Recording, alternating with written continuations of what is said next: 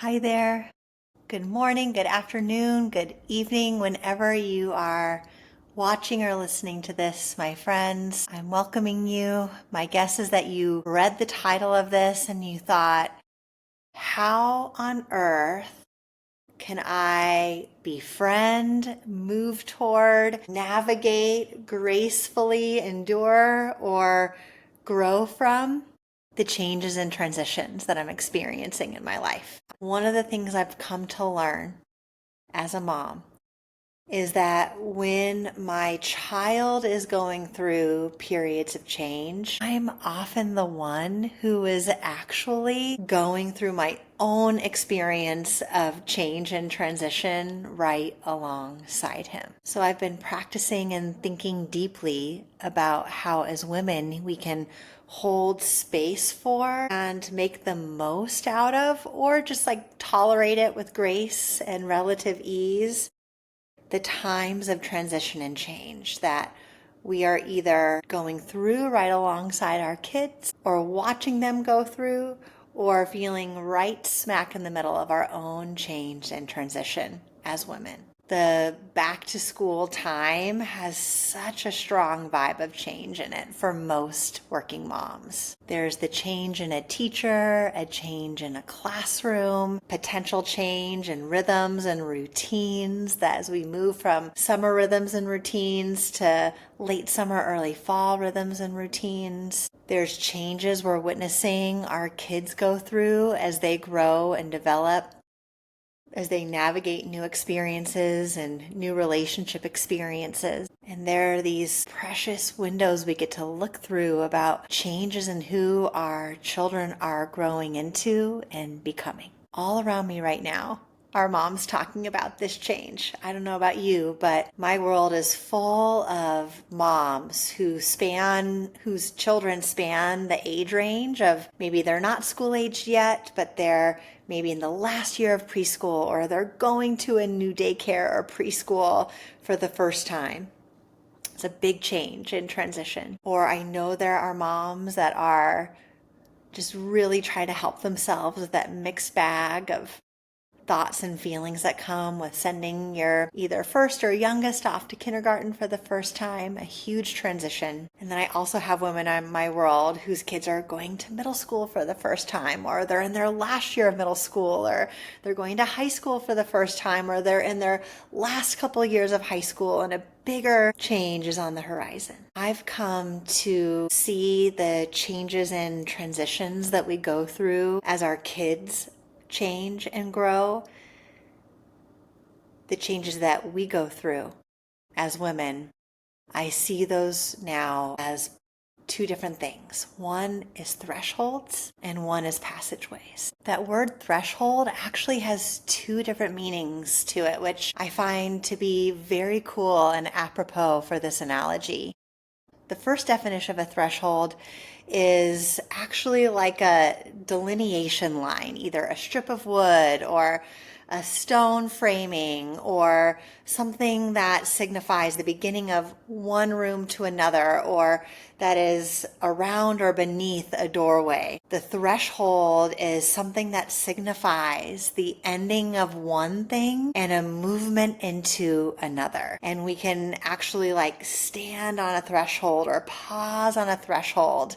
And that threshold kind of holds us and contains us in that really fragile transition from what was old or what was known into what is new and what is probably somewhat unknown. The other definition of a threshold is a magnitude or intensity that must be met and then exceeded. Like it speaks to this line of intensity that must be realized for a certain reaction or a certain phenomenon or a certain result to occur or to be manifested.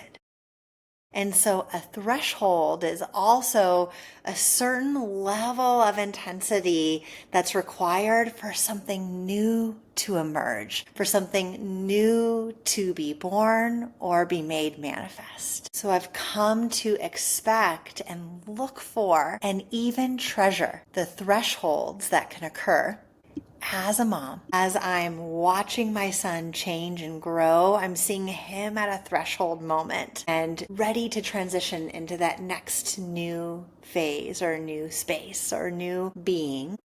And then I myself, as a mom and as a woman, am also at my own threshold right at the same time as I am watching him step through or move past his threshold. And I think that the two main feelings that I feel and I've heard from other moms when we're in those threshold moments is either a combination of or one or the other. We're talking about grief and relief. So grief is the feeling of loss and grappling with the mixed bag of emotions that are all wrapped up into grief when we are experiencing a change that a part of us does not want to have. A change that feels like a loss or a surrendering or a letting go. And there's some sadness and pain in that grief. And then there's a part of us that also might feel relief. Like sometimes these changes and threshold moments that our kids go through end up being these wonderful opportunities of either more time or more energy or more resources, like externally or internally, for us to be able to reconnect with other parts of our lives or other parts of ourselves that have had to be on the back burner for a certain period of time, but now can come a little bit more to the foreground now that our kiddo is moving toward a little bit more independence or a little bit more structure or a little bit of whatever is next for them. So there can be a pretty big relief. So what about you, Mom? Can you locate yourself for me as you're entering in this late summer, early fall transition, no matter the age of your kids? Maybe you're feeling it in the weather. Maybe you're feeling it in the rhythms and routines changing. Maybe you're seeing it in your kids that maybe they were needing you to wipe their bottoms and now they no longer want you into the bathroom with them while they're going to the bathroom. Maybe they were needing your help getting ready for school and getting dressed and shoes on, and now they're able to do that for themselves. Or whatever change you might see is either right here in front of you or on the horizon as you're at that threshold moment. Are you feeling grief? Are you feeling relief? Or an interesting combination of both? This summer, I was sitting in a transit van that we've converted into both like a mobile office space, but also a family camper. And we were parked at one of our favorite beaches in Southern California. My family always travels to the beach when we have time. Since we're landlocked in the mountains, there's a central part of our spirits that must go to the ocean. So we're always going to oceans and beaches. And I was sitting in the van and I arrived in a moment of clarity that, oh my gosh, I am at a threshold as a human right now. I was witnessing my son and my husband going out into the ocean. And they've done that a lot ever since our son was little. And my husband surfs and my son is learning how to surf. But this was a trip where Keppa was more independent than he had ever been in the ocean. Typically it was them being right next to each other, or Brent not on a surfboard and kind of pushing him into waves, or maybe standing right on the edge, kind of like taking pictures, but also ready to throw the phone in the sand and jump into the water and save my 8-year-old or younger from whatever he was getting into in the ocean. But this was a new experience where he had it. The conditions and the location were perfect for his skill and ability level. So he was having so much fun being independent, and my husband was way out there in the lineup with all the other adults. And it was this moment where I felt a profound mixture of relief, like, oh yay, I get 20 minutes to read this book. I don't remember the last time I was at a beach totally relaxed reading a book. That's just not the season of life I'd been in yet. So I was really looking forward to reading my book and being relieved that my son was having fun, my husband was having fun, like one of those rare family vacation moments where like everyone is happy for a period of time doing exactly what they want to be doing. And it was beautiful and wonderful. But then right after that relief came a huge wave of grief that I was not prepared for, that I was not expecting. It was this really disorienting feeling of there is something very tender and sweet and young and small that is now gone. And maybe it'll come back in other ways, and I know I'll have a purpose for my son in many ways, but this was a way that I had been there for him, just like his champion, his cheerleader, kind of holding his hand from the beach, watching him try something new, and he didn't need me in that same way. So it felt like both a wonderful experience for him and some relief for me, but it also felt like a loss and one that I needed to grieve. And this threshold moment extended, not just in that vacation, but kind of out of nowhere.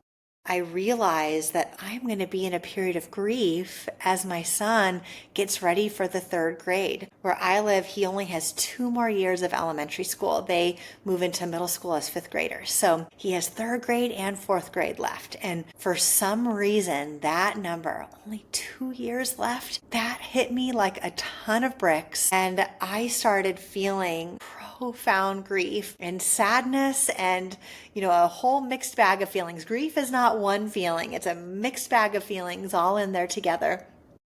Threshold moment for me, of my son moving into 3rd grade. And guess what? It's a threshold for him, but he's ready for it. He's really happy so far in 3rd grade. He's loving it.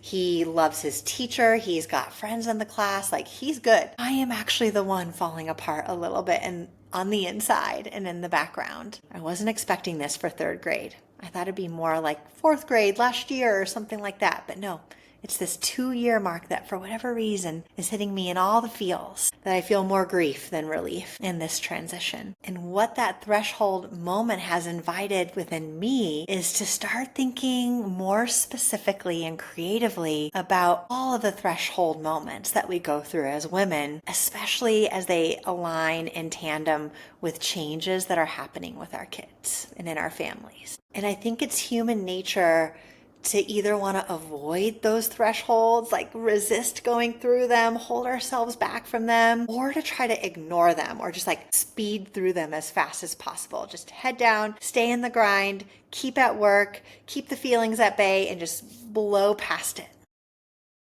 So maybe locate yourself, for me, for a minute here. And whatever threshold that you might be approaching or finding yourself in, what's your tendency? Is it to want to resist it or move away from it or delay it?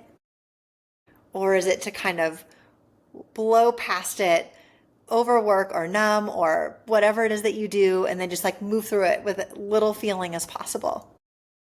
Little secret, I'm the latter. I know so many people who are a little bit more the former. And what I've been really training myself to do, and I'm going to invite you to do today, is to practice being in a little bit different relationship with that threshold moment. First, to understand that it's going to come and continue to come over and over and over again in this life school that we're all a part of. But the other is to actually pause there and learn to welcome it and treasure it and know what feeling and emotional work is there for you to do in that threshold.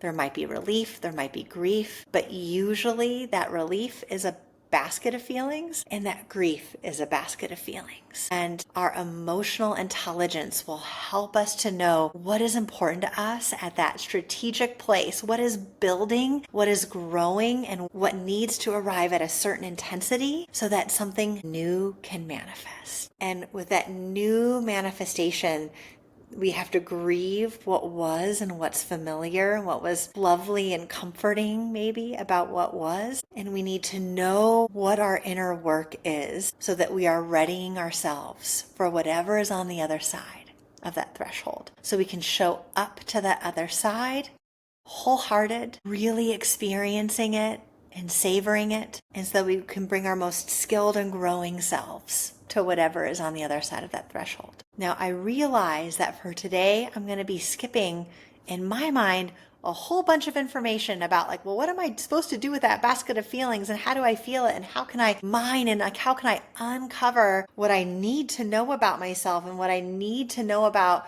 what's essential for me to have in the journey moving across the threshold. Don't worry, stick with me.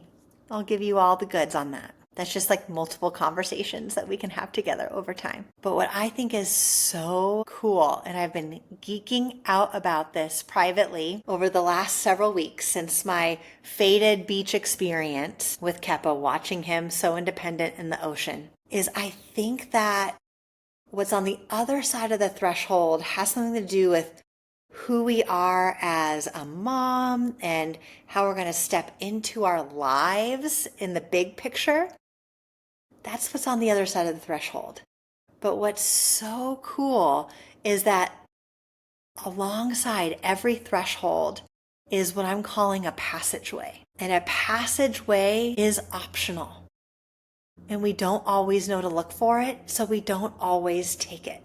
But a passageway is an invitation to a new aspect of your growing sense of who you are as a human, as a woman, even outside of the role of being a mother. So there is this evolving woman alongside the growing mother within us. And in the presence of a threshold, there is also a passageway that if you choose to do that threshold well and look for the clues of the passageway, it becomes a catalyst. Like whatever you're experiencing at that threshold moment becomes a catalyst that will help you enter a new passageway that will unlock the next iteration of your own creativity, your own sense of friendliness and devotion within yourself, and your own expanding capacity for a higher quality connection with the people that you love